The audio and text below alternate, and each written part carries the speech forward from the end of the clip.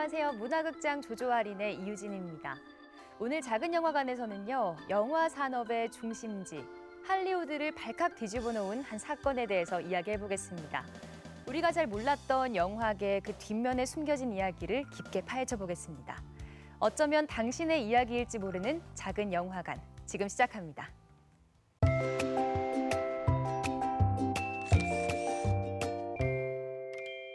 안녕하세요. 작은 영화관 이유진입니다. 오늘 이야기 나눠볼 영화는 조금 특별한 영화입니다. 바로 영화계 이야기를 다룬 영화더라고요. 맞습니다. 네. 유진 씨, 구디 런팅이라는 영화 아십니까? 네, 제목 굉장히 많이 봤고 옛날 영화인데 많이 익숙한 것 같아요. 네, 펄프 픽션. 펄프 픽션은 모르겠어요? 잘. 네. 시네마 천국. 시네마 천국은 알아요. 또 프로그램 이름도 있고. 그렇죠. 그 이름 자체가 이제 유명해졌으니까. 그러니까 네. 이런 대단한 영화들을 제작했던 희대의 제작자 이제 하비 와인스타인에 네. 대한 영화입니다. 그렇습니다. 이 와인스타인 영화 어떻게 보셨어요? 좀 궁금해요. 감독님의 입장으로. 네.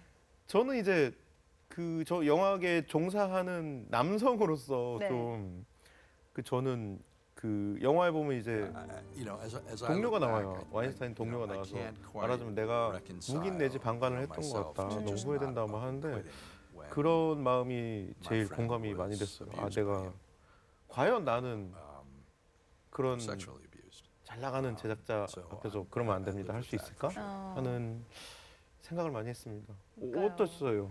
저는 이게 진짜 영화만이었으면 좋겠다. 이게 어떻게 사실일까? 사실 많이 들어온 이야기인데 이렇게 보니까 꼭 뭐 심층 뉴스 보도를 보는 것처럼 네. 야 진짜 이랬구나. 좀 굉장히 인상이 좀 찌푸러졌던 좀 영화인 것 깜짝 같아요. 놀랐죠? 네. 네. 자, 오늘 이 영화에 대해서 조금 더 구체적으로 이야기 나눌 분 모셨는데요. 바로 대구 여성회 남은주 대표님 모셨습니다. 안녕하십니까? 안녕하세요. 네. 반갑습니다. 반갑습니다. 자, 2017년이었죠. 헐리우드를 대표하는 제작자 하비 와인스타인의 숨겨진 진실이 밝혀졌었습니다. 당시 기억나시나요? 네, 기억납니다. 대단한 사람인데 네. 미국에서 이런 이야기를 시작할 수 있을까? 한국도 가능할까? 이런 생각을 좀 했었던 것 같고요. 그리고 뭐 성 감독님 같은 경우에는 영화판에 계시니까 네네. 근데 저 같은 경우에는 이 하비 와인스타인을 미투 이슈 이후에 이 이름을 들었거든요. 네네. 실제로 굉장한 인물이라면서요. 대단한 사람이죠. 그러니까 사실 이분의 이름 자체가 유명하진 않았어요. 그렇지만 이제 미라맥스라는 네. 제작사가 굉장히 좋은 영화를 많이 만들었거든요. 그래서 그 미라맥스의 로고가 있어요. 딱 크게 대문자로 딱 뜨면 이 영화는 그냥 믿고 봐도 되는 영화로 통할 정도로 굉장히 새로운 영화. 그러니까 천편일률적인 뭐 흥행 블록버스터 위주의 영화라기보다는 뭐 퀸틴 타란티노 감독, 스티븐 소더버그 뭐 이런 막 정말 천재들을 독립 영화죠. 미국 독립 영화의 천재들을 막 이런 주류 시장에 막 이제 진출시키는 네. 그런 독특한 영화들을 많이 만들었던 제작사입니다. 미라맥스. 그래서 거기서 대표였죠, 이분이. 네. 솔직히 감독 입장에서 그 밑에서 일하고 싶으시죠? 거부할 수 없죠, 사실. 만약에 하비 와인스타인이 나랑 해보지 않겠나 하면 거부할 수 없을 겁니다. 그 누구도. 그렇게 정말 권력이 네. 있었던. 그러니까 사실은 이때까지 거부할 수 없었던 네. 거고 이 많은 여성들이 막 숨겼던 거고 막 그랬던 것 같아요. 네.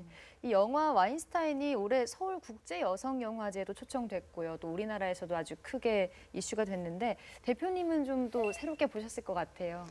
저희는 이제 현장에서 상담을 하고 하니까요. 우리에겐 굉장히 익숙한 이야기, 그거를 영화로 담았구나라는 생각이 들었고요. 그리고 가해자의 정형화된 모습들을 네. 잘 볼 수 있었습니다. 그리고 이 배급사가 그 포스터에 최악의 뭐 섹스 스캔들이라고 하셨던데 그건 좀 유감이었습니다. 뭐 희대의 미투의 시작 이렇게 한다면 어떨까 하는 그런 생각이 듭니다. 약간 좀 자극적인 단어죠. 일부러 쓴. 네. 미투가 섹스 스캔들은 아니거든요. 성범죄죠. 그러니까 스캔들이란 단어가 좀 적절하지 않다고 네네, 보시는 그렇습니다. 거죠. 알겠습니다. 이렇게 전 세계에 충격을 안겼고 또 미투 운동의 발화점이 됐던 하비 와인스타인의 성범죄 사건의 진실, 먼저 영상으로 만나보겠습니다. Hollywood powerhouse behind some of the world's most famous films. Now Harvey Weinstein is apologizing. It comes as the New York Times detailed numerous accusations going back 3 decades. The report details allegations of sexual harassment by a 저는 애슐리 주드를 되게 좋아했거든요. 네. 어려서부터. 근데 안타깝습니다. 많이 아시는 분은 아마 빈스펠트로도 많이 아시고 2017년 10월 뉴욕타임즈를 통해 세상을 발칵 뒤집는 특종이 보도됐다. 바로 영화계의 큰손 하비 와인스타인의 추악한 성추행 파문. His accusations spanned over his career. How did he get away with it for so long? 자신이 가진 권력과 재력으로 여성들의 꿈을 짓밟고 자신의 추악한 욕망을 채워온 하비 와인스타인의 또 다른 모습을 밝히는 작품. 바로 영화 와인스타인. 그 안젤리나 졸리는 그 성추행 당한 이후에 다시는 하비 와인스타인 영화를 안 찍었다고 이야기를 하죠. 그러니까 이게 이제서야 터진 거죠. 어떻게 보면 오랫동안 해온 일인데. 네. 아주 거의 오래됐고. 왜냐면 영화에 나오지만 이제 90년대 중반 초반부터 쫙 있었던 일들이니까. 아마 영화사를 하기 전에 영화에는 78년부터 피해자가 이야기를 하니까요. 아주 오래된 이야기인 그렇죠. 거죠. 번뜩이는 기획력과 열정으로. 하비 와인스타인은 일찍이 영화계로 뛰어들어 번뜩이는 기획력과 열정으로 업계에서 인정받게 된다. 근데 진짜 I remember meeting him. 안타깝지만 천재예요, 진짜. 제가 볼 때는. This person can't exist. He's just such a caricature. 그러니까 같이 일한 사람들이 저렇게 칭찬만 할 정도면 that hasn't been around for decades. At Miramax, we're not under that corporate pressure to say, Jesus, we've got to go up each year. So we can do what we think is good. And if our profits are lower next year than they were the year before, so what? So what, as long as we did good work. His sense of marketing and promotion was just phenomenal. He was able to do things that no one else was able to do because he was working with extraordinary people on extraordinary projects. 일단 실력 자체는 엄청난 것 같아요. 그런 것 같습니다. 그 모험이거든요. 그런 어떤 막 비주류 취향의 영화들을 그렇게 제작한다는 게 모험을 싫어해요. 대부분의 제작자는. 근데 그런 모험심이나 어떤 뚝심이나 감각이 대단한 거죠. 안목이 확실한가 봅니다. 네. 독보적이었죠, 진짜. 성범죄에서도 독보적인 분이시죠. 그러니까요. 지금. 왜 재능을 그런 데 영화까지 쓰시는지. 나올 정도니. He was brilliant. The opportunities to make them were extraordinary, and for a time there, Miramax was one of the very few doing it. And changing the way one thought about independent cinema and the stories it could tell and how many people it could reach, and that was an extraordinary thing to be a part of.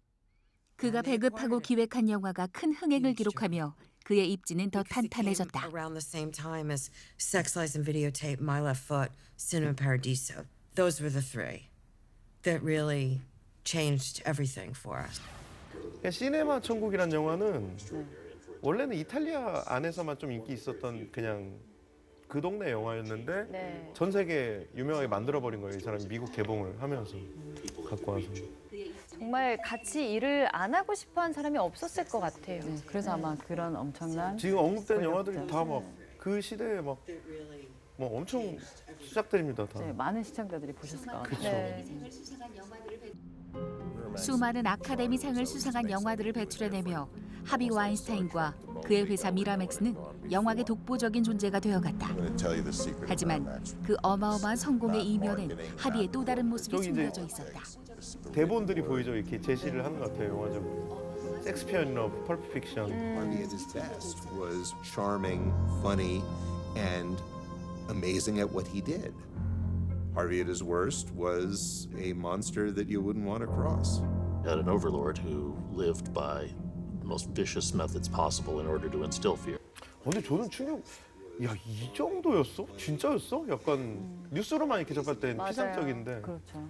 이게 미투의 특징이기도 한 것 같아요. 아주 오랫동안 무겁고 엄청난 권력자가 보통 미투 대상이 되는 경우가 많았죠.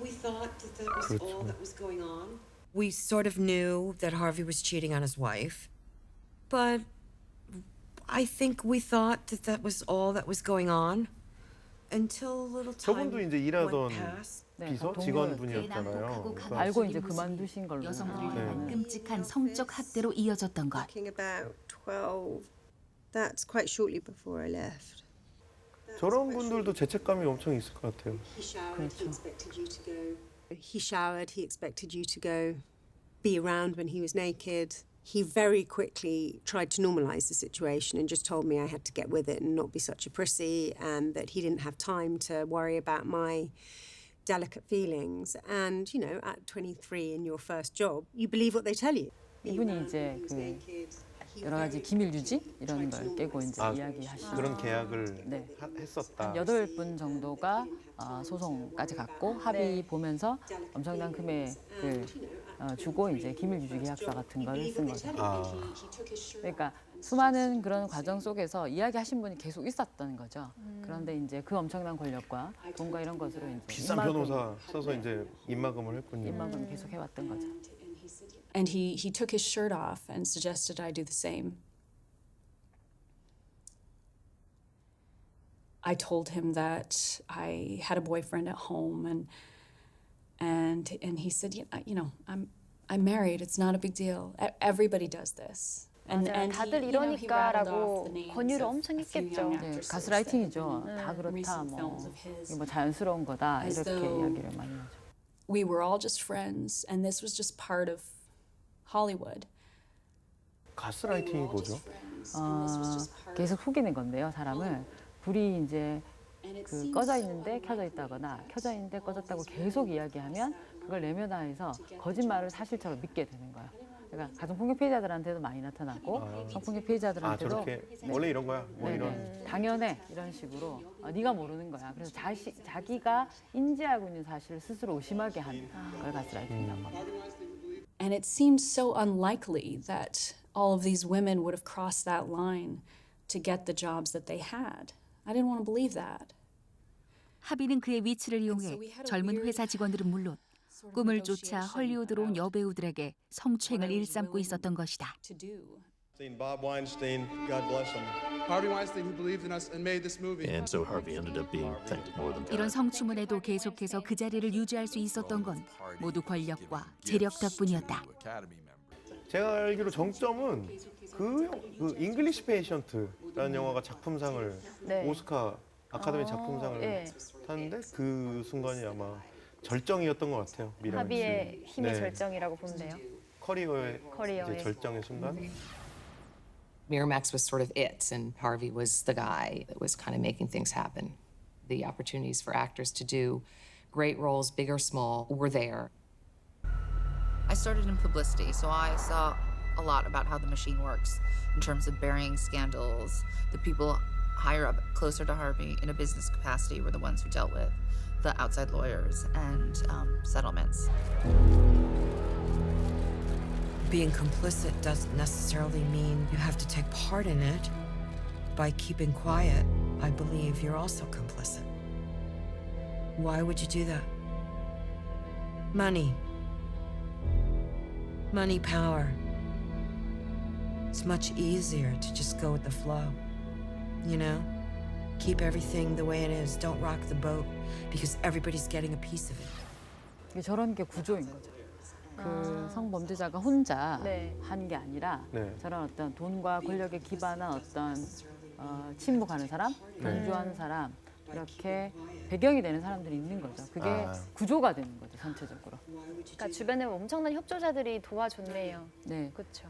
그래서 더 이제 피해자는 말할 수가 없고 아무도 나를 도와줄 수 없겠구나라는 생각들을 하면서 더 이상 이제 이야기를 할 수 없게 되고 오히려 저 업계를 떠나게 되는 이게 이제 저런 땡땡계 안에서의 어떤 그 성폭력 문제의 핵심이라고. 분야를 망라하고 구조가 비슷하다는 것이죠. 여기서 이야기하면 이 분야를 떠나야 하는 거죠. 더 이상 나는 거기서 일할 수 없게 되는 나의 감히 합의한테 꿈과 미래를 포기해야 하는. 단순히 성범죄를 이야기하는 것만이 아니라 내 꿈과 미래를 포기해야 하는 것까지를 결정해야지만 이야기할 수 있게 되는 게 어떤 그런 문학계, 미술계 뭐 등등등의 특징이라고 하겠습니다. 학계도 좀 그렇죠. 그렇죠. 하지만 그의 무자비한 폭력에 여성들은 더 이상 침묵하지 않았다. 간결하고 또 연대했다. 그리고 그의 만행을 세상에 알리기 시작했다. So obviously this is the part that's very hard to talk about, that I haven't talked about that much before, so I'll try. I felt maybe like in shock a little bit. He said, you know, I can make your career or I can break your career. I can make it where you will never work in this business again. And he said, so show me your breasts. 그렇게 그의 추악한 뒷모습이 서서히 수면 위로 드러난다. One guy. Harvey Weinstein was known to be a bully, but very quickly when you scratched the surface of those bullying charges, you started to hear stories about sexual misconduct as well. And I realized, wow, this is a huge, huge story. Harvey Weinstein was inundating my representatives with legal threats.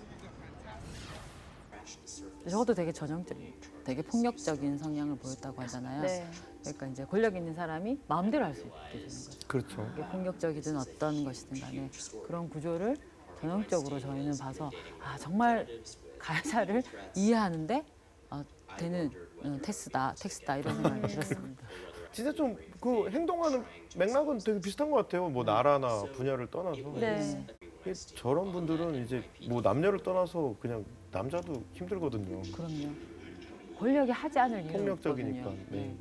I wondered whether I would be able to get it over the finish line, or whether I would let down all of those women who had done this incredibly brave thing trying to expose this.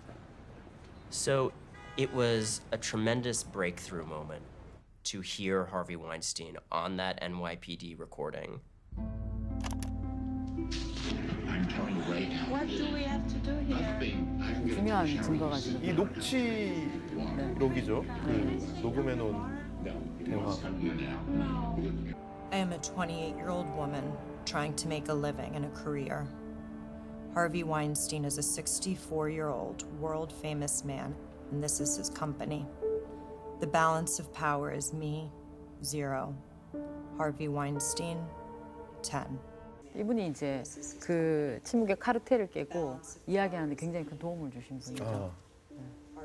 본인은 그렇게 권력이 없었는데도. 저겁니다.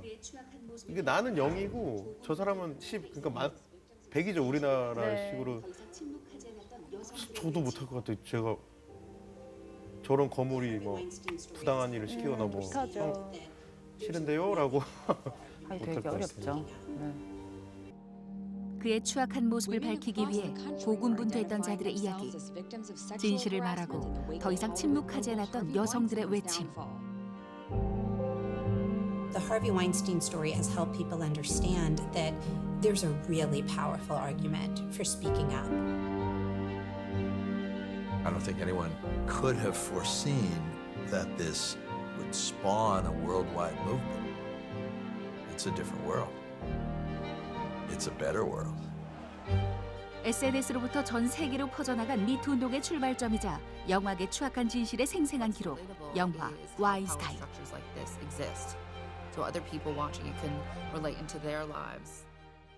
그래서 미투가 대단히 큰 일인 것 같습니다. 그런 말을 할 수 없음을 깨고 이야기한다는 거. 네. 침묵을 깨는 게 되게 중요한 것 같습니다. 미투라는 이야기를 미국에서 수입해왔다 이런 이야기도 많이 하시는데 네. 시작은 이제 2006년도에 타라나 버크라는 사회운동가가 유색인 여성 청소년들이 훨씬 더 성범죄에 취약하다라는 뜻으로 이제 사회운동으로 제안했던 건데요. 이 하비 와인스타인에 대한 피해를 알리사 밀라노가 트위터에 올리면서 이제 본격적으로 미투 운동이 폭발적으로 발생했다고 보면 되겠고요. 한국은 91년도에 네. 일본군 위안부 피해를 처음으로 TV에서 이야기하신 고 김학순 할머니께서 아마 첫 번째 미투다라고 저희는 이야기하고 그것도 있습니다. 미투라고 볼 수 있는 건가요? 미투의 뜻이 나는 고발한다라는 이야기이기 때문에 계속 그런 고발하는 이야기들은 계속되어 왔던 거죠. 뭐 94년부터 있었던 성폭력 말하기 대회 같은 것도 있었습니다. 한국이 되게 앞서가는. 그럼요. 그리고 나라였네. 지금도 세계적으로 굉장히 한국의 미투를 중요하게 보고 있고 또 모범이라고까지 이야기를 하더라고요. 네, 사실 그러니까 미투라는 단어는 좀 예전부터 있었던 단어인데 이슈가 된 게 최근인 거네요. 네네, 그렇죠. 조금 더 진작부터 조명이 됐었으면 참 좋았을 텐데. 네, SNS 그렇습니다. 덕분인 것 같습니다. 네. SNS가 이번에는 대단히 순기능을 했죠. 한국도 이제 SNS를 기반으로 해서 미투를 하시는 분들이 굉장히 많기도 합니다. 어떠셨어요? 아 저요? 네. 사실 저희 중에 혼자 남자기도 하신데. 아 저는 아까 말했지만 애슐리 주도 어떻게 막 약간 너무 제가 팬심으로. 애정하는 배우라서 그랬고 근데 저는 이제 말씀하신 대로 몸담고 있다 보니까 약간 이 예술계, 영화계라는 게 권력이 굉장히 집중돼요. 예를 들어 회사였으면 그래도 네. 뭐 직급이 있고 규정도 있고 뭐 그런데 그 예술계는 정말 하비 와인스타인 혹은 뭐 거물 제작자, 감독, 네. 배우 이런 이름 하나 있으면 그냥 막 수천만 달러가 투자가 되는 거거든요. 그냥 그 사람 이름 하나로 가는 거예요. 탐 크루즈 오케이 하고 1억 달러 딱 되는 구조라 기회를 얻을 수 있고 그리고 그 사람 옆에 있으면 네. 그렇기 때문에 이 권력의 집중 구조가 훨씬 강력한 것 같고 거기서 벗어난다는 게 참 어렵죠. 좀 그런 생각 났어요. 연출부 막내 옛날에 제가 이제 네, 하셨을 때요. 할 때 뭐 별 개인적인 허드렛 일을 다 시키는 거예요. 뭐 빨래 해라 뭐. 그 원래 하는구나 막내니까 그냥 하고 있었는데 이제 조 감독님이 오셔서 야 이거 왜 하냐고 네가 뭐 이제 그 세탁소 맡겨버려 그리고 그랬는데 그렇게 돼요. 이 남녀를 떠나서 네. 그렇게 되는 것 같아요. 아무래도 복종을 해야 된다고 생각하다 좀만 보니까. 참자. 내가 떠야 되지 않겠냐 뭐 그런 마음이죠. 근데 영화계나 문화계가 더 심한 것 같아요. 그렇습니다. 네, 군기가 잡혀 있는 거라고 표현할 수 있을까요? 의외로 보수적입니다. 도제 관계가 많죠. 아무래도. 도제 시스템이 많았고 네네. 요새는 이제 도제 시스템이 많이 깨졌는데도 네. 그런데도 예술 쪽이 의외로 그런 면에서 보수적이에요. 잘 안 변하고 그리고 실제로 사실 배우는 게 없는 건 아니거든요. 많이 배우긴 네. 하니까 그런 방식으로만 배울 수 있는 것들이 있고 그 어느 정도는 어쩔 수 없는 뭐 문화가 좀 뭐 답답하네 이럴 수는 있고 근데 요새는 저는 요새 이제 예를 들어 20대 스텝 보면은 네. 많이 확 바뀌었어요. 그래서 되게 이것도 금방 바뀔 수도 있겠다 생각이. 실제로 주변에서 많이 보셨어요? 그런 사례들을. 이게 이제 저도 맨 밑에 있다가 막내였다가 조금 하다가 나도 이제 누구한테 시킬 일이 생기게 되고 중간 정도 왔다가 어떨 때는 내가 갑이고 어떨 때는 을이고 이런 상황이거든요. 그래서 근데 이제 되게 저는 지적을 많이 받아요. 사실 그러니까 뭐 저런 거는 엄두도 못 내지만 말 한마디 예를 들어 뭐 약간 젠더 감수성 없이 던진 한마디 이러면 엄청 혼나요 후배들한테. 오히려 후배들이요? 감독님 말 조심하라고 막 혼나요. 엄청 혼나요. 그렇습니다. 최근 내서야 좀 바뀐 변화들이죠. 그런 게. 그렇죠. 그렇죠. 이게 근데 그 변화는 되게 큰 것 같아요. 제가 느끼기에는. 예. 대표님이 보시기에는 영화 어떻게 보셨어요? 저는 1978년에 그 공연 기획자에서 이제 그 미라맥스를 만들기 전에 네. 피해를 겪으셨던 제일 첫 피해자의 영상이 되게 뇌리에 많이 남았고요. 네. I was so frightened. I went back to Buffalo. I didn't tell anybody. I knew he used to say he owned the cops in Buffalo because they worked concerts, they worked security when they were off duty. You know, he had influence, he had a lot of money. He did a lot of advertising in newspapers. Nobody would have believed anything I said. I wasn't going to go to anybody and complain about that. It steals something. 그때 만약에 법적으로 문제가 되었다면, 처벌됐다면 그럼 어땠을까? 지금 100명이 넘는 피해자가 남았을까라는 생각이 들었고요. 또 그 시절은 지금하고 또 다르니까 뭐 영화 일은 계속했을 수도 있지 않을까라는 생각도 들었습니다. 그런 어떤 지속되는 공모관계가 은폐되는 과정이 지금 이런 엄청난 큰 피해를 불러왔다고 생각합니다. 처음에 혼났으면 안 그랬을 가능성이 많다는 네, 거죠. 그러니까 보통 처음 시작할 때 가정폭력도 그렇고 성폭력도 마찬가지인데요. 점점 발전하거든요. 처음에는 뭐 직장 성희롱도 마찬가지입니다. 네. 처음에는 뭐 눈빛으로 말로 해보다가 점점점 행동으로 더 대담한 형태의 실제 강제추행이나 범죄로 이어지거든요. 그래서 초기에 잡는 것이 되게 중요하죠. 그리고 그래야지 그 다음 구체적인 피해가 발생하지 않습니다. 근데 왜 여기서 이런 미투 현상은 끊이지가 않고 있는 걸까요? 성범죄 문제가요. 그동안 엄청나게 많이 은폐되어 왔던 게 있고요. 그리고 지금까지 피해자가 전혀 말하지 않은 것은 아니지만 모든 사회화 시스템과 이런 것들이 가해자 편이었죠. 네. 그리고 성희롱, 성폭력 문제는 핵심적으로 세큐리티의 문제가 아니라 권력의 문제입니다. 그러니까 권력이 있는 사람이 권력이 없는 사람에게 하거든요. 네. 특히 이제 직장에서의 피해를 보면 입사한 지 3개월이나 1년 정도일 때 보통 피해를 겪게 됩니다. So although I knew there was a risk, I also knew that you take risks when you're young and hopeful and trying to make it in a seemingly impossible industry. You say yes. 가장 약한 존재. 네, 뭐가 뭔지 모르고 어딘지 모르고 이제 이게 지시인지 업무인지 잘 모를 때 보통 피해를 당하게 되거든요. 그렇기 때문에 권력의 문제라는 것을 정확하게 인식해야 하는 거고요. 그렇게 본다면 이 사회의 권력이 누구에게 있는가를 보게 되는 거고요. 하비 와인스타인도 마찬가지지만 영화계에도 누가 권력을 가지고 있는가. 그렇죠. 네. 누가 돈을 가지고 있고 누가 투자를 하고 누가 감독인가. 성별로 보면 어떤가. 네. 요즘 이제 영화 감독이 많이 막 직급으로 정해질 때보다는 배우가 유명한 배우다. 그러면 배우가 힘이 세고 감독이 유명하다. 감독이 힘이 세고 이런 경우처럼 제작자가 엄청 거물이다 그러면 제작자가 세고 그렇죠. 역동적으로 움직일 거잖아요. 네, 이게 뭐 정해져 있다기보다는 그렇습니다. 근데 뭐 조금 전에 영상에서도 봤지만 머니 파워라는 말이 저는 좀 와닿더라고요. 이게 다 좀 권력이 있으니까 성범죄를 할 수 있었던 거겠죠? 네, 그렇죠. 뭐 한국에서도 그 안희정 그 전 지사의 사건이 이제 대법원까지 가서 이제 실형을 선고받았는데요. 대표적인 위력 위계에 의한 성폭력 사건이라고 할 수 있겠습니다. 그런데 세간에는 많은 분들이 이게 뭐 그냥 그 바람 피는 거다 이렇게 이야기도 많이 하셨었는데요. 성인지 감성으로 봤을 때 이것이 정확하게 위력 위계에 관한 성폭력 문제로 지금 이제 법적으로도 된 거고요. 대법원의 판례는 법률과 비슷한 효력을 가지게 됩니다. 그러면 이제 앞으로의 이제 판결들도 굉장히 다른 의미를 나타내게 되겠죠. 이제 그런 감성들을 좀 이 사회가 좀 더 함께 가질 수 있었으면 좋겠습니다. 네. 영화계도 영화인 뭐 성평등 교육 이런 거를 의무적으로 받아야 돼요. 네. 어떤 큰 프로젝트, 뭐 제작 지원을 받거나 이런 프로젝트들은 영진위에서 그런 교육을 운영을 하더라고요. 저도 이번에 받으러 가려고 합니다. 직장에서는 일반 직장에서는 사장님부터 말단 직원까지 모두가 받죠. 네, 비정규직 직원까지 1년에 1시간 이상씩 무조건 받으셔야 됩니다. 네, 그리고 그 받은 자료를 잘 보이는데 이렇게 게시까지 해야 합니다. 그거 되게 효과가 있겠군요. 네. 안 하면 과태료를 부과하도록 법이 바뀌었습니다. 이 밖에 또 교육 말고 어떤 노력들을 하면 좋을까요? 개인적으로. 개인적으로는 좀 감성을 가지는 노력들을 좀 하셨으면 좋겠는데요. 이것이 불편하다라고 이야기했을 때 우리가 사람이잖아요. 서로 대화를 나누다 보면 불편한지 알잖아요. 그럼 멈춰야 하는데 친해서 그러는 거야. 분위기 좋으려고 그러는 거야.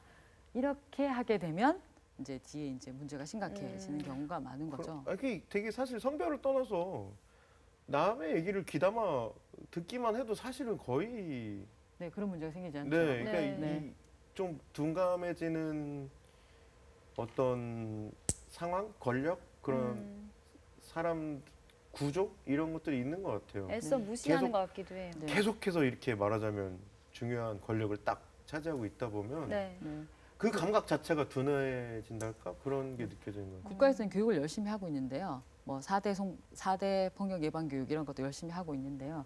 개인적으로는 전 듣는 귀를 좀 말씀하셨듯이 좀 많이 만들었으면 좋겠습니다. 근데 가려서 듣는 귀 말고 공감하면서 전폭적으로 듣는 귀, 그리고 자신의 행동을 돌아보고 바꿀 수 있는 귀, 그런 거를 저희가 성인지 감성 또는 젠더 감성이라고 하거든요. 그런 잘 들었으면 그 다음에 고치겠죠. 그리고 함께 바꾸기 위해서 노력하겠죠. 이런 거를 젠더 감성이라고. 반성하게 되네요. 가능할까요, 감독님? 근데 그게 되게 중요한 것 같아요. 그러니까 저도 이 권력의 문제잖아요. 저 사실은 뭐 저런 권력 부럽죠. 뭐 오면님 잘 나가는 영화인 부럽죠. 근데 그게 됐을 때 그게 되게 중요하다는 생각이 들어요. 굳이 이제 젠더 문제가 아니고 전체 인권의 문제에서도. 뭐냐면 이제 자기를 계속 성찰하는 게 되게 중요하다 제 생각엔. 왜냐면 자기 확신이 되게 강해요. 저런 분들이 보면 내가 옳아, 정말 내가 옳아 막 이러는데 There is a Harvey Weinstein in every industry, and there are people who are still vastly powerful, and around whom people are still terrified to tell the truth. 막 설득을 하고 뭔가 근거를 제시했을 때 아닐 수도 있네, 내가 틀릴 수도 있네, 이거 나는 객관적으로 어떤 모습인가를 계속 꾸준히 성찰한달까 이런 게 되게 중요한 것 같습니다. 그래서 성찰 많이 할게요. 네. 이 영화가 이제 개봉을 하는데요. 와인스타인에 대해서 시청자분들께 한마디씩 해주시겠어요?